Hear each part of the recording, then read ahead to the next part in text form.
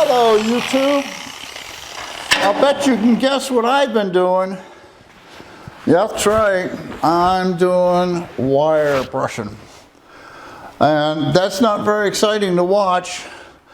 I'll tell you what, I have a video that I didn't publish. I'll show that, and then you guys come back after the video and see how far I've gotten. Hello, YouTube. This is about me not sitting on the floor anymore. Time for a passenger seat.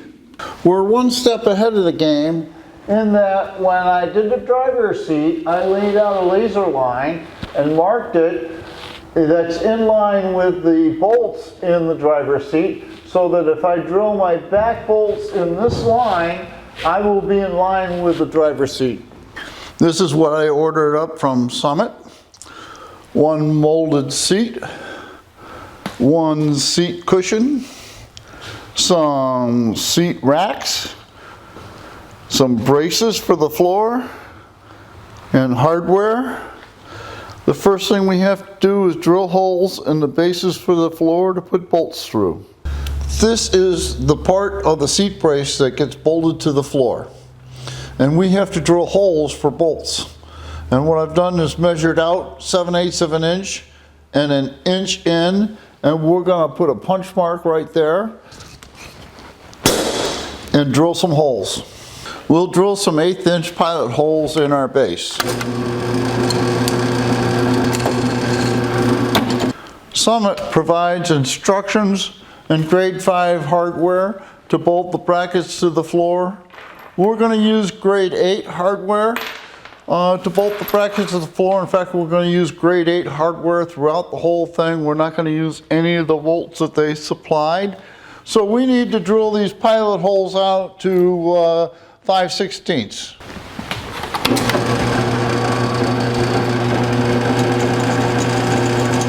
To try and look professional, we'll put a little bevel on our holes. These tracks came as a separate package. And once again, it came with grade 8 hardware with bolts with slots in the top. I don't know how you tighten those. So we're going to be using grade 8 bolts there also. We will use the cone and we will use the cross spring. And the next thing we're going to do is mount the tracks to the seat. This is the bottom of the seat. It has 6 inserts for bolts, but the tracks only have holes for 4 of them. There's no hole in the center and there's no way to get to it. This is the bolt that Summit sent to bolt the slide to the bottom of the seat. Doesn't fit that hole. It doesn't fit that hole. It does fit the holes in the bottom of the seat. So my bolts aren't going to fit either until we take a die grinder to it and open it up a little bit.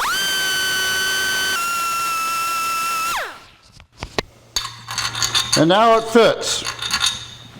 This is the connecting rod that controls the slider on the right side. And on this connecting rod, at the end, is a little keeper spring, and you have to slide that off. We have to engage that rod on the right side, and it slides on like that. And then you slide that spring over the end of the rod, and that keeps that rod in place. We're ready to put the bottom bolt in. We'll take our grade 8 bolt, put a lock washer on it, take the spacer they provide, put that underneath the rail between the seat and the rail, and start that bolt. We have to release the rail and slide it down. Take our lock washer, bolt, spacer, and put it in the top hole. We'll tighten the 2 back bolts. We don't want to go too tight because those nuts are inserted into polyurethane. Then we got to release the tracks and slide them to the back so we can tighten those.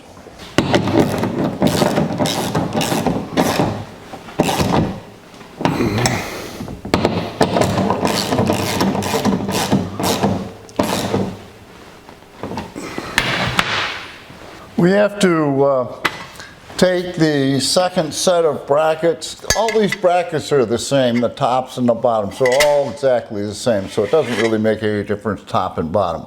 But what we got to do is take the top brackets that we're going to use and drill holes for the studs that are on the bottom of our sliders. Now what we have to do is drill the holes such that they'll go in the slider. It turns out that the holes that I drilled for the base to go on the floor fit perfectly, so we're going to go 1 inch from each end and 7/8 of an inch in. The brackets fit, and we can put a lock washer and a nut on the studs that are in the seat.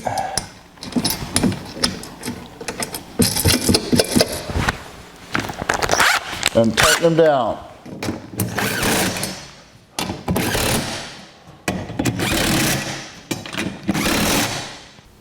The brackets that Summit provide have multiple holes in the side, so you can adjust the angle of the bottom bracket. My floor tilts up in the back, so I have the bracket tilted up in the front. In other words, I have more space here than I have here. And now we're ready to tighten these bolts up.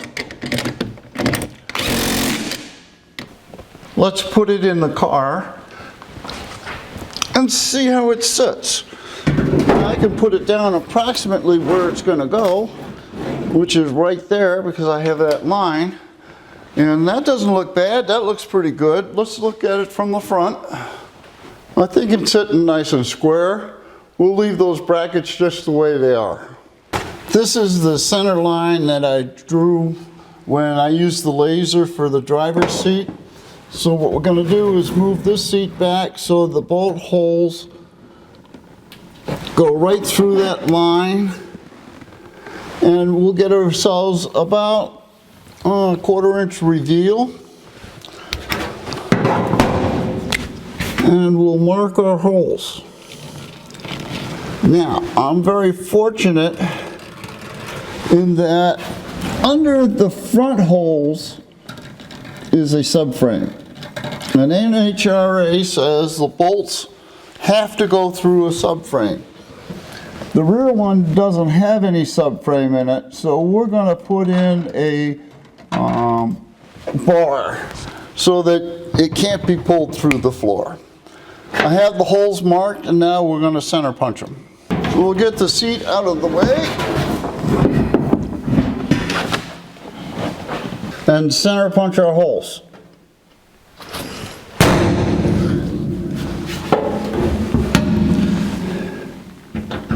Drill some 1/8 inch pilot holes. This back does not have a cross member in it, so it'll go through fairly quick.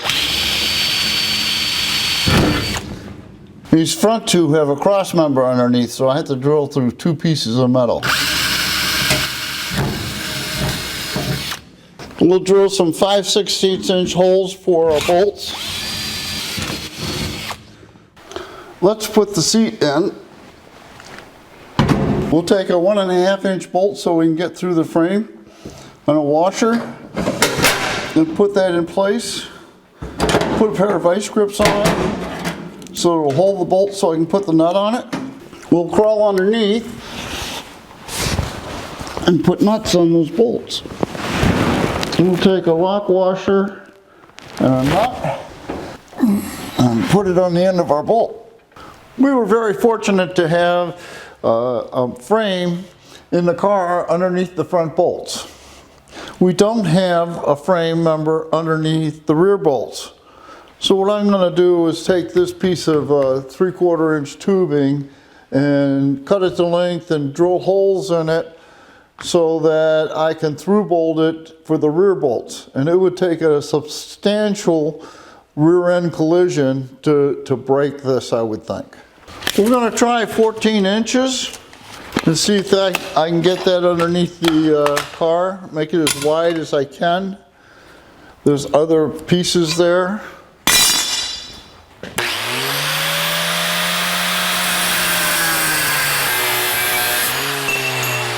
We'll check to see if it fits. I crawled underneath the car and checked the length, and it did fit. I then drilled holes in the center lines of the rear bolts and checked that, and those fit. I don't like to leave open ends, so I weld them up and then grind them off, and that's what I'm going to do now.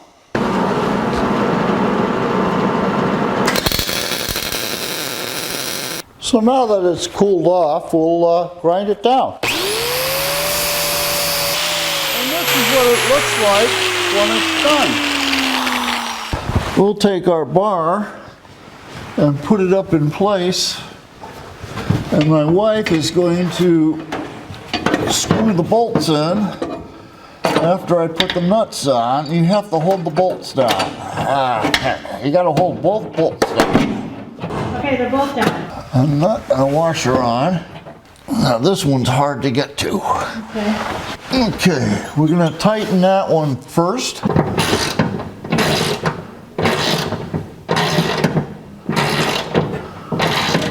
Okay, let's go to the inboard one. All right, I think I'm pretty tight. All right, that's good. We're underneath the car, and this is the cross member that the seat is bolted through. You can see the nuts right there.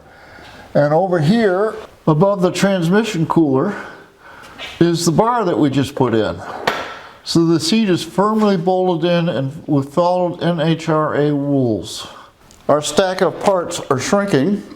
We have their hardware left, their instructions left, and the cushion for the seat left. So let's go put the cushion on the seat.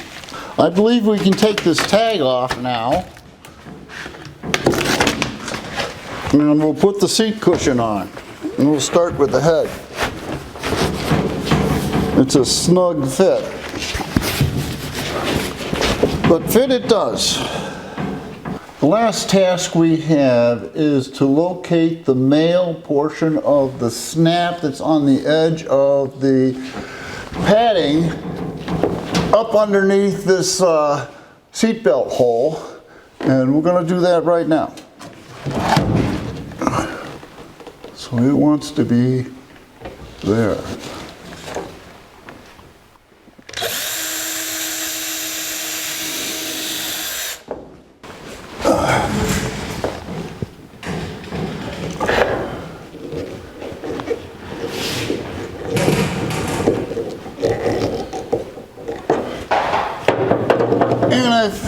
And if I put it in the right place, this should now snap in.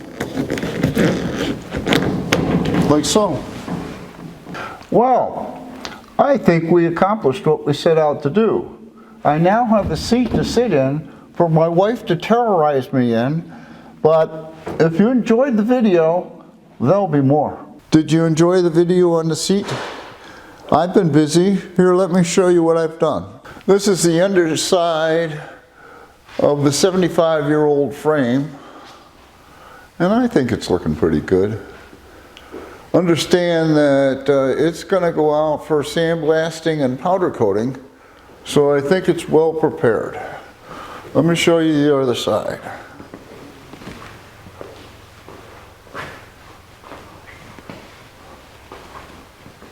There you go. Let's talk about the tools I used. I started with the angle grinder with a wire brush, and I really expected this to perform well, and it really didn't. They last forever, but it doesn't really strip the rust as nicely as you would like. I went to these foam paint stripper discs, and they work really well. It goes real quick, but you wear them out pretty quick. I went through 24 of these to strip the frame, and they're about 10 bucks a piece. So that gives you an idea of what I spent. This is 75 years old. Anyway, then I went to a drill with the same foam stripper disc, but it goes in the drill vertically versus going into the angle grinder horizontally, and it lets you get into areas that you can't get with the grinder. And then I ended up with a twisted wire brush and a little fine wire brush to get into the corners that I couldn't get with anything else. So that's what I used, and it took me, about 2 days to really get it to the point that where it's at right now. But I'm not done yet. Hang around. I talked about the implements I use for grinding, and the first thing I started out with is the wire wheel. And what I thought I'd do is give you a little practical application of what each one does. What I'm going to do is I'm going to do as much as I can in the count of 30 in my head, and then we'll compare that to the paint stripper. So here we go.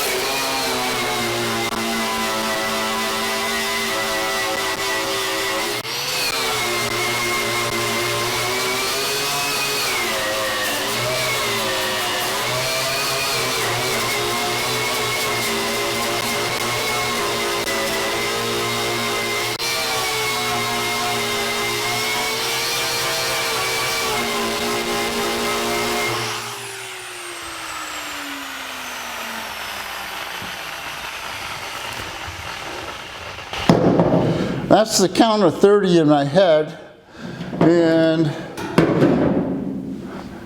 in the edges, it does really well. Out in the flats, it takes a long time, and it's like it burns the metal or something. I mean, I can rub it off, and this is a clean brush, and there's no ill effect to the brush. So now let's try a paint stripper. I got from about here to here that I kind of like. I don't like the different colors in the metal. So now let's try the paint stripper. We'll do the same thing.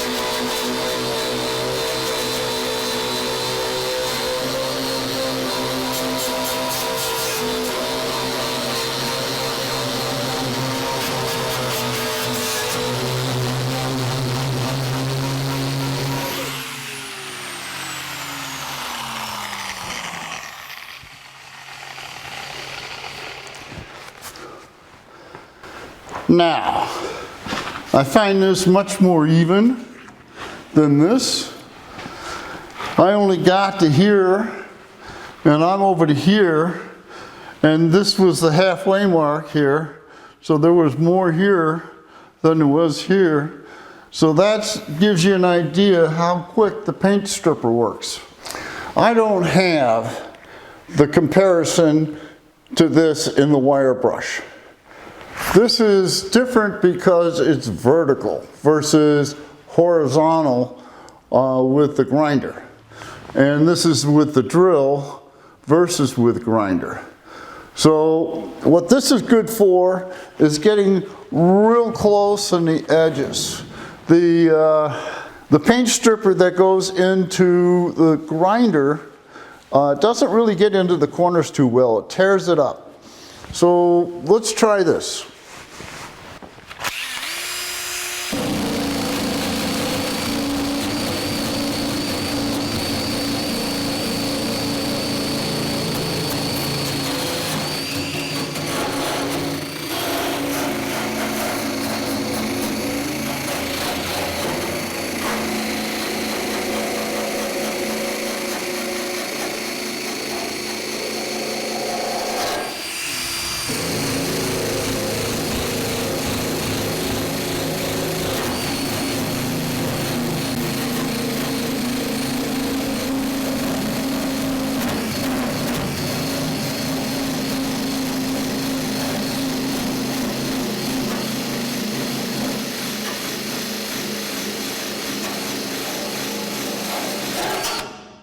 So you can see that it gets real nice into the corners here.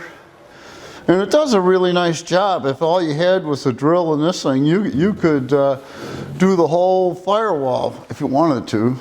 So then I went to this twisted wire, still in the drill, to get into these corners here. And we'll give it 30 seconds.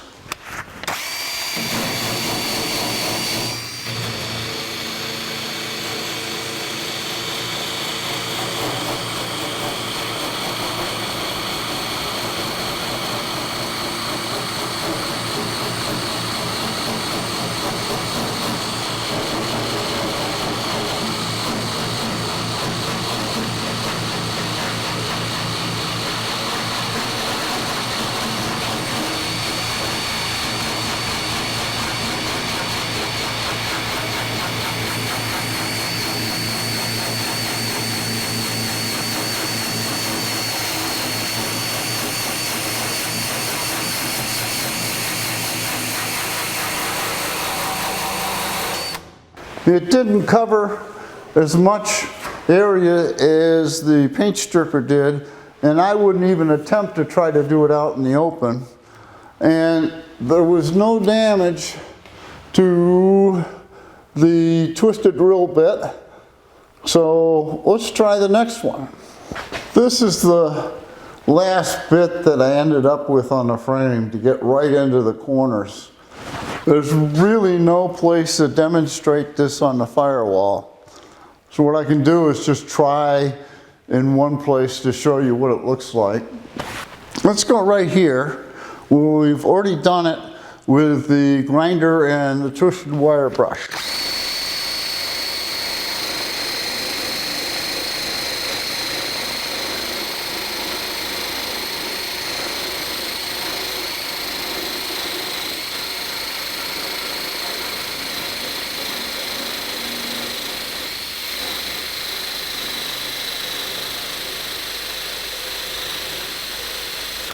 See right there in the V where there's rust?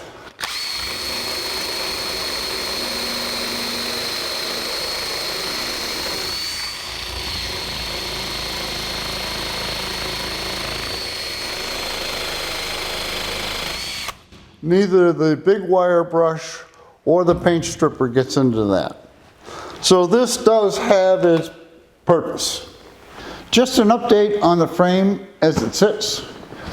I'm not sure where it'll fall chronologically with the videos, but currently it is sitting covered and waiting for TIG welding.